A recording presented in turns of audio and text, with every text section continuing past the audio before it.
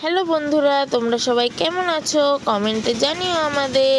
আর আমরা সকাল সকাল আজকে রওনা দিয়ে দিয়েছি দিদাবাড়ি যাব বলে। তো আমি আর দিয়া বসে পড়েছি। সুজয় কিন্তু যায়নি, কারণ সুজয়ের পরীক্ষা চলছে, তাই সুজয় বাড়ি রয়েছে।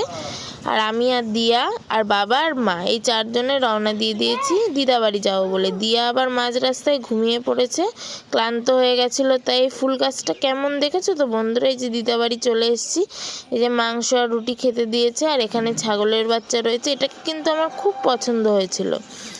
আমি বারবার বলছিলাম যে এটাকে বাড়ি নিয়ে যাই, বাড়ি নিয়ে যাই। এবার ওকে কোলে বসিয়ে একটু আদর করে দিলাম। ও কিন্তু খুব শান্ত, একদম চঞ্চল না, একদম সুন্দর করে বসে বসে আদর খাচ্ছে।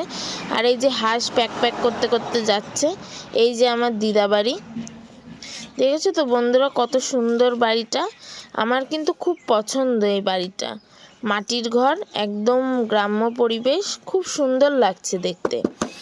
আর এই যে ছাগলমণি, উনি আবার কি করছে, এরম করেই যাচ্ছে মুখ দিয়ে, মানে আর কি জাবর কাটছে।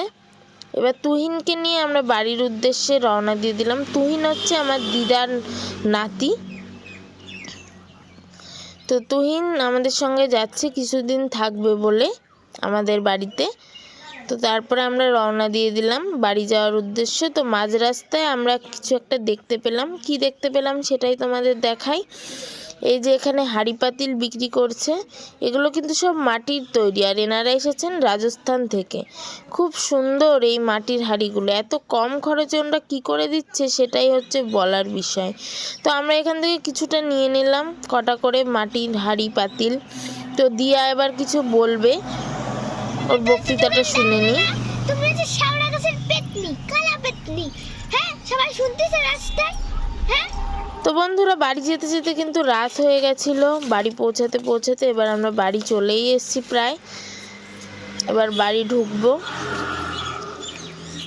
বাড়িতে কেউ লাইট জ্বালায়নি, কারণ বাড়িটা তালা দেওয়া ছিল, তাই লাইট জ্বালানো হয়নি। তো দিয়ে এবার দৌড়াচ্ছে, মিমি কই, মিমি কই। মিমি মানে আমার বোন ছিল বাড়িতে। তো ভালো লাগলে চ্যানেলটাকে সাবস্ক্রাইব করে দিও।